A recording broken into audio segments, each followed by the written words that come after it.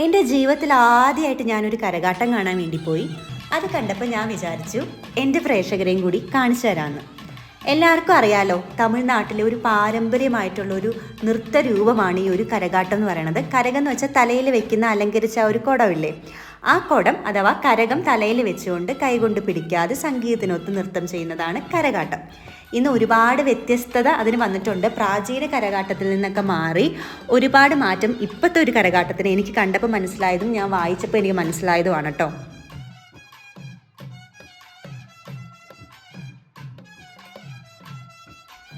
കരകാട്ടം എന്ന് വെച്ചാൽ ഒരു വിനോദം മാത്രമല്ല, അതൊരു വിശ്വാസവും ഒരു സംസ്കാരവും കൂടിയാണ്. സാധാരണയായിട്ട് മഴയുടെ ദേവതയായ മാരിയമ്മനെ ആരാധിക്കാനാണ് ഈ ഒരു കരകാട്ടം നടത്തുന്നത്. ഗ്രാമങ്ങളിൽ ഉത്സവകാലത്ത് മഴ ലഭിക്കാനും അതേപോലെ തന്നെ രോഗങ്ങൾ മാറാനും ഒക്കെ ഈ ഒരു കരകാട്ടം സംഘടിപ്പിക്കാറുണ്ട്.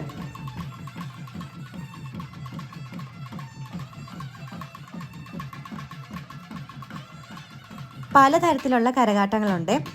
സാക്തികരകം അതാണ് കരകാട്ടത്തിൻ്റെ ഏറ്റവും പാരമ്പര്യമായിട്ടുള്ള ഡിവോഷണൽ രൂപം എന്ന് പറയുന്നത്.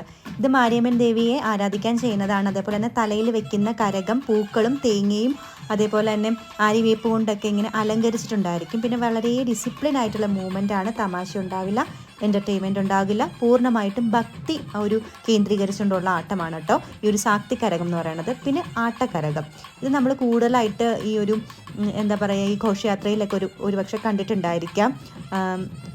കളർഫുള്ളായിട്ടുള്ള വസ്ത്രങ്ങളൊക്കെ ധരിച്ച് വേഗത്തിലുള്ള ഡാൻസ് സ്റ്റെപ്സ് ഉണ്ടായിരിക്കാം. അതേപോലെ തന്നെ ട്രിക്സും ബാലൻസ് ചെയ്തുകൊണ്ടുള്ള ഒരു സ്റ്റണ്ടൊക്കെ ഉണ്ടായിരിക്കും. പിന്നെ കൂടുതലും ഓഡിയൻസിനെ എൻ്റർടൈൻമെൻറ്റ് ചെയ്യിക്കാനാണ് ആട്ടക്കരകം വരുന്നത്. പിന്നെ കുറുവൻ കുറത്തി അവതരണം എന്ന് പറയുന്നത് ഇത് കരകാട്ടത്തിനുള്ളിൽ വരുന്നൊരു സ്പെഷ്യൽ സ്റ്റൈലാണ്. ഗ്രാമീണ ജീവിതം അവതരിപ്പിക്കുക, തമാശ ഉണ്ടാകും, സംഭാഷണം ഉണ്ടാകും, കപ്പിളായിട്ട് പെർഫോം ചെയ്യും. ഓഡിയൻസിനെ ചിരിപ്പിക്കുക എന്നതാണ് അതിൻ്റെ ഒരു പ്രധാനപ്പെട്ട ഒരു ലക്ഷ്യം എന്ന് പറയുന്നത്.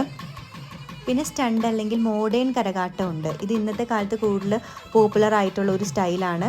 ഈ ഏണിയൊക്കെ വെച്ചിട്ട് അതിൻ്റെ മുകളിൽ കയറി ബാലൻസ് ചെയ്യുക, അതേപോലെ തന്നെ തീ കൊണ്ടുള്ള പലതരത്തിലുള്ള ട്രിക്സ് കാണിക്കുക. അതിന് ഫാസ്റ്റ് മ്യൂസിക്കും മോഡേൺ ആയിട്ടുള്ള ഒരു മൂവ്സൊക്കെ ആയിരിക്കും. പിന്നെ പ്രധാനമായിട്ടും സ്റ്റേജ് ഷോസിലും പരിപാടികളിലൊക്കെയാണ് കൂടുതൽ കാണുക.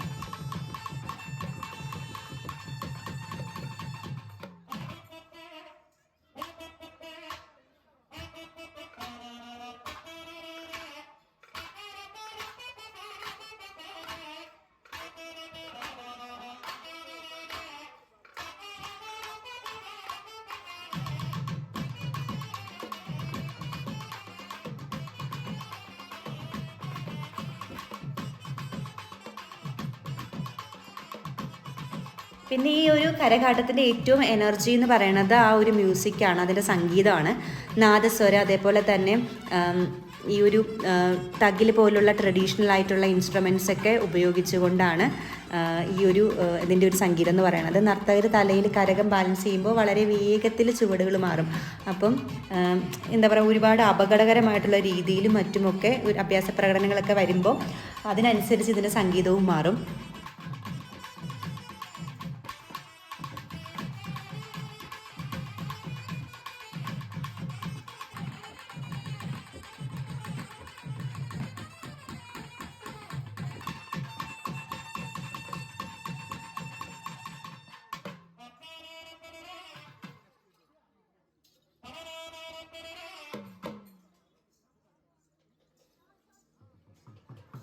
സംഘകാല കൃതികളിലെല്ലാം കുടക്കൂത്ത് എന്നുള്ള പേരിലായിരുന്നു കരകാട്ടത്തെ വിശേഷിപ്പിച്ചിരുന്നത് കേട്ടോ. അപ്പോൾ തഞ്ചാവൂരാണ് ശരിക്കും പറഞ്ഞാൽ ഇതിൻ്റെ ഒരു ഉത്ഭവം എന്ന് പറയുന്നത് ഈ കരകാട്ടത്തിൻ്റെ.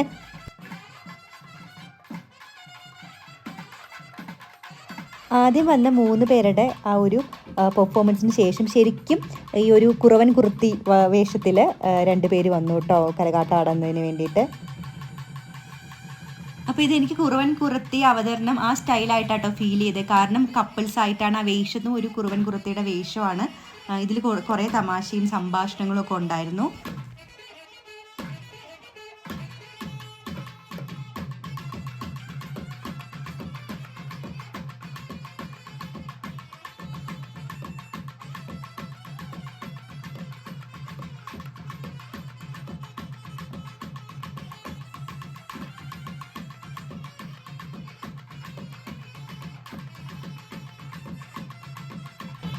ഇവർ ആട്ടത്തിൻ്റെ കൂടെ തന്നെ കുറേ അധികം സംസാരം ഉണ്ടായിരുന്നു, അങ്ങോട്ടും ഇങ്ങോട്ടുള്ള സംഭാഷണം മൈക്ക് ഉപയോഗിച്ചിട്ടൊക്കെ ഉണ്ടായിരുന്നു തമിഴിൽ.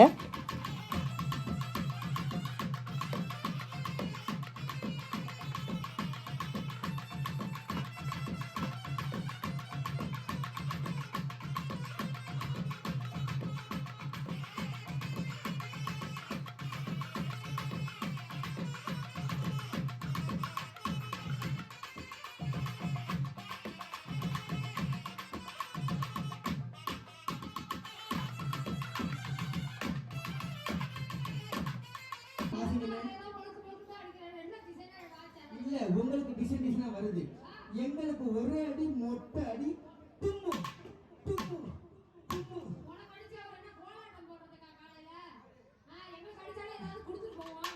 அப்படியா? இதமா உங்களுக்கு இருக்குன்னு ரொம்ப ஆட்டாதீங்க. என்னது? எங்களுக்கு இல்ல நினைக்காதீங்க. என்ன இருக்கு? எங்களுக்கு இருக்கு. என்னது? நாங்களும் வச்சிருக்கோம். ஆமா, உங்களுக்கு வெளில தெரியுது, எங்களுக்கு தெரியல.